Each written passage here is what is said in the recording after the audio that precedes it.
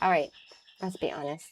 Being an outsider, a foreigner, puts you in a very vulnerable position. Most people never experience it because the fear of being an outsider is just too strong. Unless maybe you're a Gen Xer. You've been through recessions, divorce, shifting cultural norms, a bazillion jobs, and you know that life is unpredictable and adaptability and resourcefulness matter more than rigid social rules. So making friends is really important, but making the right friends is more important. So today's episode is about who to keep at arm's length and watch out for, and who to befriend and trust here overseas, anywhere overseas. So growing up in rural Oregon, my world was really small. My exposure to people from the outside was limited. And so thinking about moving overseas was just unimaginable. But then there was TV. There was a show that cracked the door open to the outside world. Do you remember Perfect Strangers? Bulky, the sheep herder from Mauritius. He comes to Chicago unannounced to live with his brother. No, not his brother. His cousin? His distant cousin? Larry? Bulky was this wide-eyed outsider, earnest, optimistic, curious, just like an expat. That show illustrated what it means to navigate unfamiliar customs, language barriers, tricky questions of who to trust. Larry, the American, suddenly had to guide Bulky through slang and etiquette and invisible social norms, and the humor of Bulky's literal interpretations and his disregard for boundaries and his instinct to trust everyone. Sounds familiar if you're an expat. That's what it's like. So before I dive in, I want to give a heartfelt shout out to my subscribers. You keep me going. By subscribing, you encourage me to stay positive, not quit, and to keep making videos even when I don't want to. And I appreciate you more than you could possibly know. All right. So like Perfect Strangers, you and I might be super excited to get to know people in our new country and our new home. And you might be single like me and want to make friends and have people to do things with and become involved in the community. But experience shows that a healthy dose of caution, good personal boundaries, and keeping your feet on your ground and wits about you is also very important.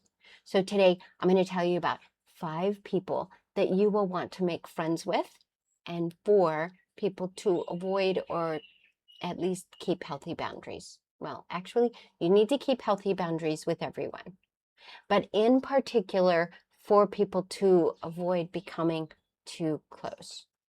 The first is the store owner selling investments.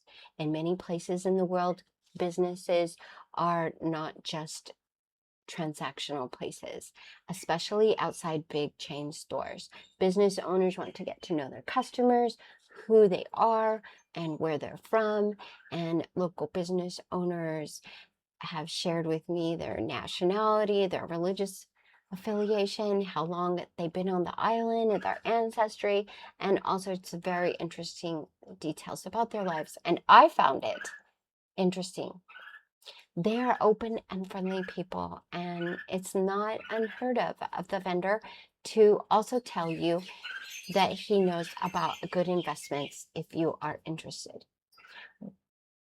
Now, some people, they might have a higher tolerance for investment risk overseas or more experience in overseas investments. But for me, no. For me, I don't invest with somebody outside of an investment bank because I have a low tolerance and I don't have very much money. So anyway, the next person is the deal maker on the street. So the deal maker on the street will sell you things and you don't know where they came from. So they may be less expensive. Well, of course they're going to be less expensive. And just like in the US, I didn't buy things off the street except that one time in Las Vegas when I bought a Gucci bag out of the trunk of a Cadillac. But it was a really good price. And also I was under some peer pressure at the time. Everybody else was doing it. And now I know, of course, that's not probably the right thing to do. But it was a good price. And it was just once, I swear. Okay. All right. Moving on. It's not like you're buying something where you know where it came from, you know. So you don't know where it came from. And even if they tell you, you don't know that.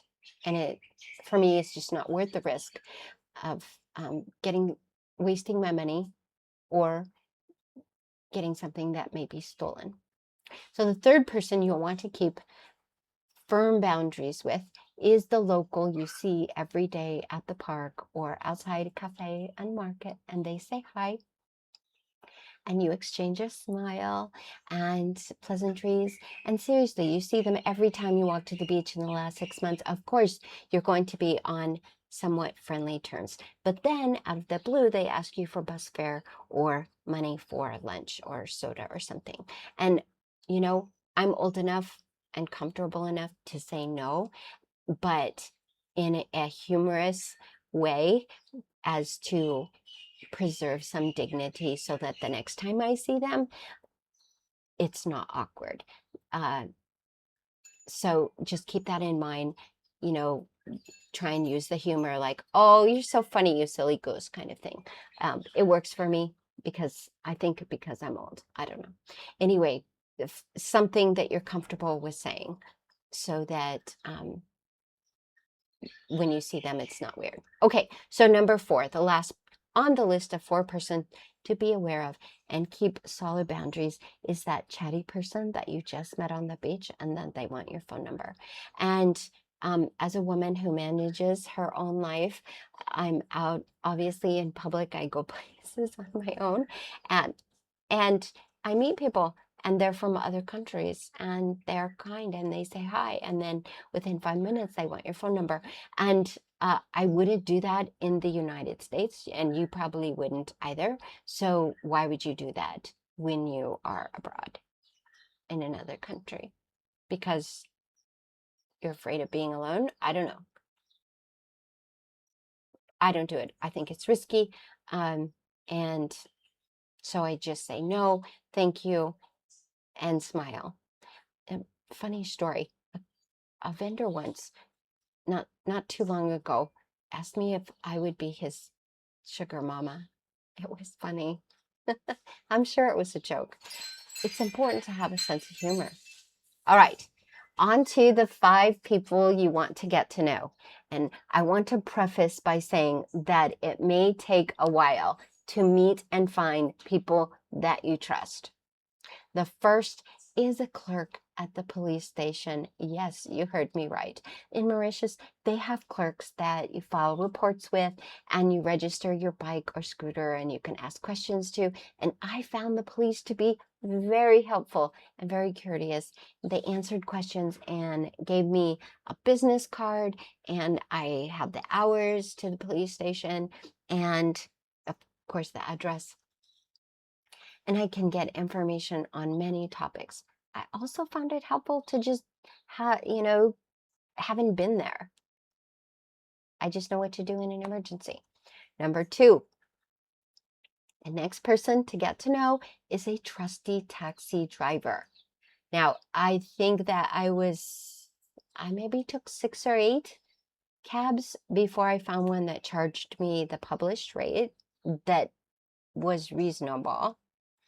They answered my text.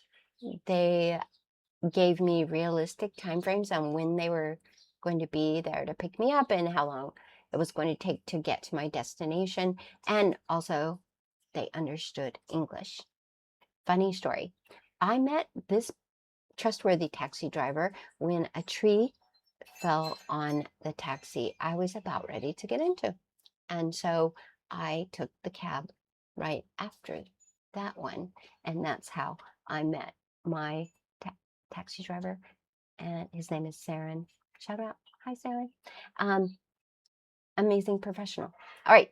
Next is a professional consultant, be it the residency permit professional that is helping, or a lawyer, or a real estate professional, or a tax professional, or a business professional, but an actual consultant, not in the professional, but as a consultant, someone who may not have all the answers, but can direct you to the right place if you need answers to questions that are outside their specialty. Someone who knows the country and works in a business capacity and can refer to other services. I have a relocation service that helped me move, and it's available to answer questions while I'm here for the duration of being here.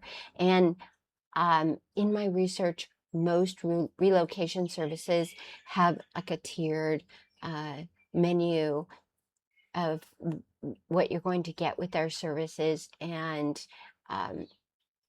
extended support is one of those choices. Number 4 is an expat group. Shout out to my expat group. I just love them. It's a great place to share funny stories and laugh about snafus and problems, and get answers to questions, and kind of look at the big picture of what's going on being overseas. And you can find that group on Facebook or through your relocation agency. My expat group is the Peter Pan group, but I think maybe we should change it to the Island Punk group. So I'm going to be working on that. They are fun and uplifting, and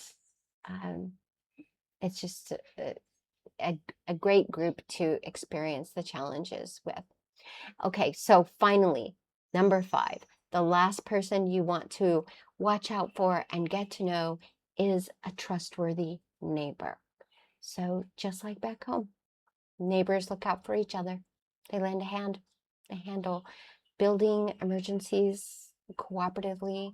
If you are in a shared building like mine, a longtime neighbor who knows the area can share valuable insights about the power grid, the internet, the security, important information like peak mosquito season, how to keep mold from getting in the curtains, and who the stray dog belongs to. All right, one final note.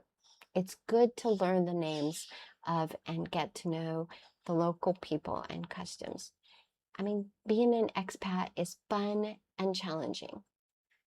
But imagine working in a community of expats and tourists. The same boring questions, the ignorance of people when it comes to customs and local norms, and you just have to tolerate it. The price also goes up from all the outside money. I just imagine the challenge that it would be to stay polite and positive. All right, that's it for today. I hope you enjoyed this episode of GenX-Xpat. Please like and subscribe if you made it to the end.